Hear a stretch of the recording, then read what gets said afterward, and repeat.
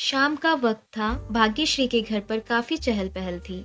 सभी सेवक भाग भाग कर काम कर रहे थे। घर की सजावट देखने लायक थी। उसी समय वे कॉलेज से घर आई।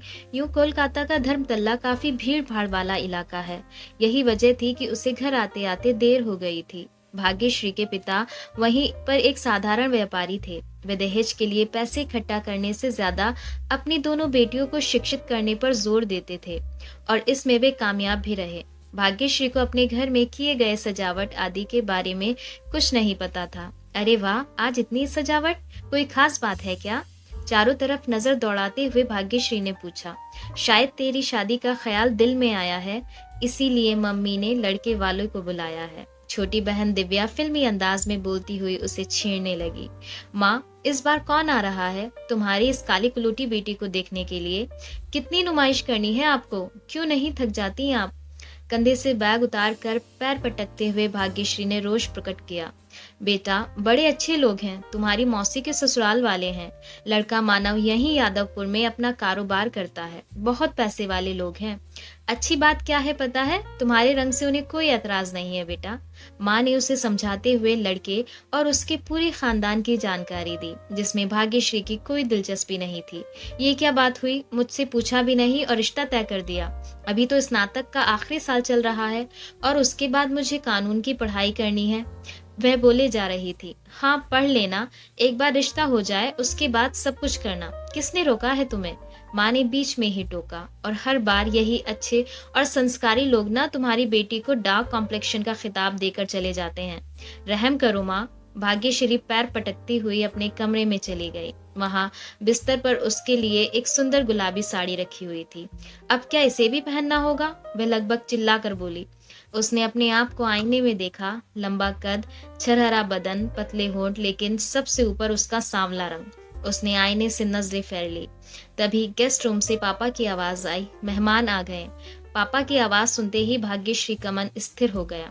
फिर वही सब होगा। लड़के वालों को सब कुछ पसंद आएगा, पर सांवली रंगत के आगे सब कुछ फीका पड़ जाएगा। वे अनमने ढंग से तैयार हो गई। उसकी खूबसूरती गुलाबी साड़ी में और निखर गई थी। उसके तीखे नैन नक्श किसी का भी दिल चुराने के लिए काफी थे। शरबत का गिलास लिए जैसे ही वे अंदर आई, मानव की नजरें भाग्यश्री पर स्थिर हो गई। दोनों की आंखें चार हुई। दिल की धड़कनों ने एक साथ धड़ककर एक दूसरे का अभिनंदन किया। मानव को भाग्यश्री देखते ही पसंद आ गई थी। दोनों पक्षों में बातचीत का सिलसिला शुरू हुआ ही था कि भाग्यश्री ने अपनी बात रख दी। मुझे आप सभी से कुछ कहना है। मैं पहले अपनी पढ़ाई पूरी करूंगी और एक सफल वकील बनने के बाद ही शादी करूंगी। भाग्यश्री ने तनिक ऊंची आवाज में अपनी बात रखी, जिसे सुन सभी स्तब्ध हो गए। मानव के घर वाले जहां बड़ी मुश्किल से उसके सांवले रंग से समझौता कर लड़की के घरेलू होने की बात पर राजी होकर रिश्ता लेकर आए थे, वहीं उसका मुखर होकर बोलना एवं पढ़ाई और नौकरी वाली बात को सभी के समक्ष बेबाक होकर रखना उनसे बर्दाश्त नहीं हुआ। मानव की माँ मालती देवी बोली, लड़कियों को घर के काम ही शोभा देते हैं, और हमारा मानव इतना कमा लेता है कि उसकी गृहस्थी अच्छे से गुजर बसर हो जाएगी। तुम्हारी नौकरी हमें। वाक्य पूरा भी नहीं हुआ था कि भाग्यश्री उठ खड़ी हुई। मालती देवी का इशारा साफ था। ना तो वे भाग्यश्री को आगे पढ़ने की अनुमति दे रही थी और ना ही एक सफल वकील बनने की इजाजत, जो कि भाग्यश्री का सपना था। ऐसे घर में शादी कर अपने सपनों को कुचलना उसे कतई मंजूर नहीं था। उसने उनकी शर्तों पर शादी करने से इनकार कर दिया और अपने कमरे में चली गई। भाग्यश्री के इस व्यवहार को मालती देवी ने अपना अपमान समझ लिया और मानव का हाथ पकड़कर खींचती हुई कमरे से बाहर निकल गई। पर मानव का दिल तो वहीं भाग्यश्री के पास छूट गया था। उसने घर पहुंचते ही भाग्यश्री के मोबाइल पर मैसेज किया, मुझे आपके सपनों के साथ कदम से कदम मिलाकर चलना है। माँ पुराने ख्यालात की हैं, लेकिन मेरा यकीन कीजिए मैं उन्हें मना लूंगा। आप बस वे कीजिए जो आपका दिल चाहता है। और हाँ, कहीं अगर मेरी जरूरत महसूस हो तो एक बार आवाज जरूर दें।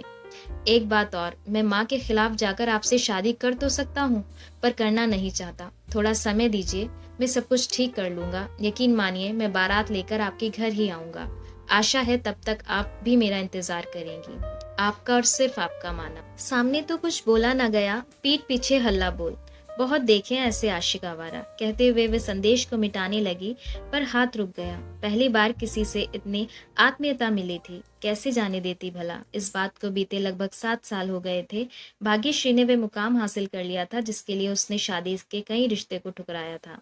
वैसे इन 7 सालों में मानव ने कभी उसे अकेलेपन का एहसास होने नहीं दिया था। दोनों औपचारिक रूप से मिलते व एक दूसरे का हाल चाल लेते रहते थे। ये बात और थी कि मालती देवी इन बातों से बिल्कुल अनजान थी। भाग्यश्री अपने सपनों को साकार करती सिविल कोर्ट में प्रैक्टिस करने लगी थी। उसकी छोटी बहन का विवाह अच्छे घराने में हो गया था। उस दिन सुबह के करीब 10 बजे थे। मालती देवी रोजमर्रा के कामों के लिए अपने नौकरों पर हुक्म चला रही थी। तभी उनकी बेटी कामनी रोते बिलखते मुख्य दरवाजे से अंदर आई। माँ, अब मैं कभी ससुराल वापस नहीं जाऊंगी। चेहरे पर खून जमने से बने स्याह धब्बे साफ नजर आ रहे थे। कामिनी मानव की बड़ी बहन थी। कहने को तो शादी के 8 साल हो गए थे, लेकिन एक भी साल ऐसा नहीं गुजरा था जब कामनी को सताया न गया हो और कामनी रोती बिलखती घर न आई हो। हर बार उसे समझा दिया जाता था, हाथ जोड़े जाते थे और समझा बुझाकर उसे ससुराल भेज दिया जाता था। लोग क्या कहेंगे, बेटी की डोली मायके से निकलती है और अर्थी ससुराल से। मालती देवी हर बार इन्हीं बातों का वास्ता देकर कामनी को ससुराल भेज देती थी और यही वजह थी कि उन्होंने भाग्यश्री का रिश्ता ठुकरा दिया था, क्योंकि वह समाज के नियमों के विरुद्ध जाकर पढ़ना चाहती थी, अपने पैरों पर खड़ा होना चाहती थी, वकील बनना चाहती थी। मगर आज कामनी के इस दिशा ने कोई ठोस कदम लेने पर उन्हें मजबूर कर दिया था। राजू, राजू, मालती देवी ने ड्राइवर को जोर से आवाज लगाई।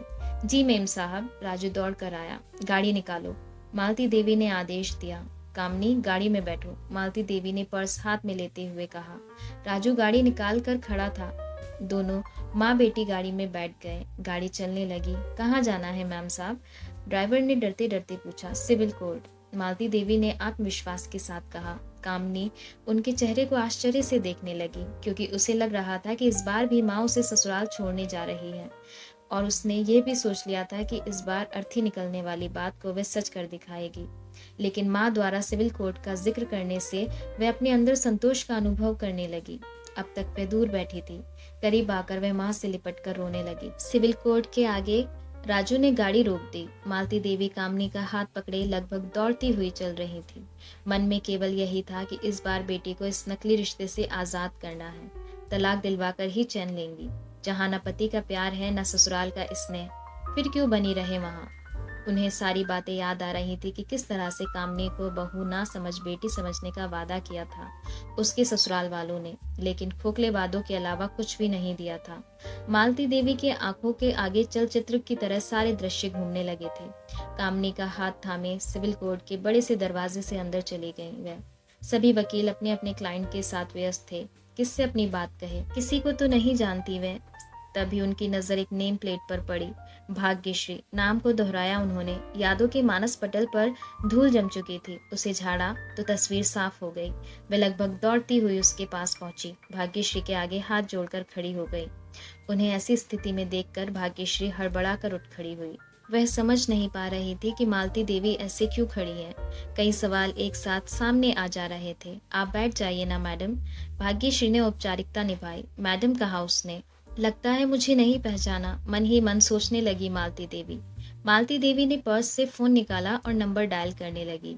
मानव, तुम जहाँ कहीं भी हो यहाँ आ जाओ। पता राजू से पूछ लेना। जल्दबाजी में केवल इतना ही बोल पाई वह। माँ, क्या हुआ? मानव ने कभी माँ को इस तरह बात करते नहीं सुना था। वह भी घबरा गया। आधे घंटे में मानव उन सबके सामने था। भाग्यश्री ने मालती देवी को पानी पिलाया, उन्हें शांत किया और फिर एकाएक जानकारी उनसे लेने लगी। मामला दहेज उत्पीड़न का था।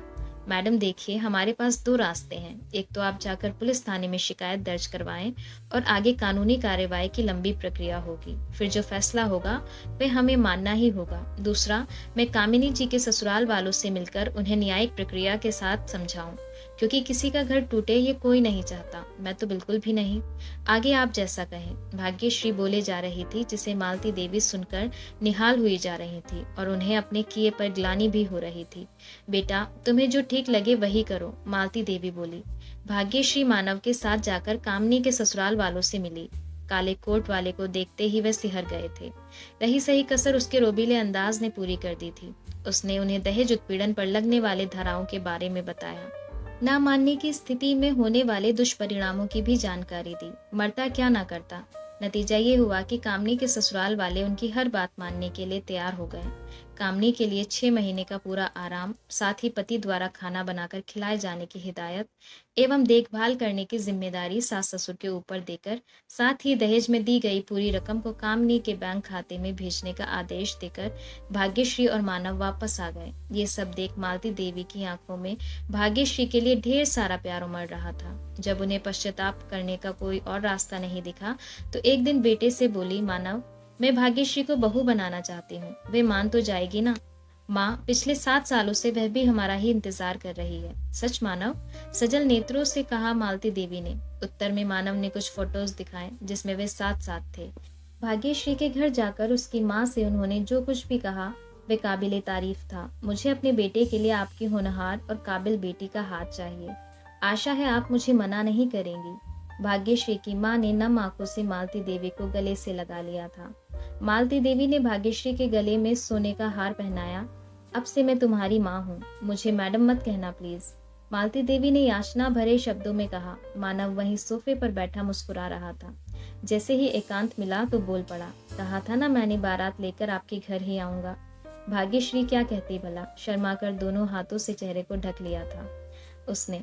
वाह वाह जी, क्या जोड़ी है बनाई। भैया और भाभी को बधाई हो बधाई, दिव्या ने फिल्मी अंदाज में गाकर दोनों को साथ खड़ा किया। फिर दोनों ने घर के सभी बड़े सदस्यों का आशीर्वाद लिया। माहौल बेहद खुशनुमा लग रहा था। धन्यवाद। अगर आपको ये कहानी पसंद आई है तो like, comment, share and subscribe करना ना भूलें। Thanks for watching.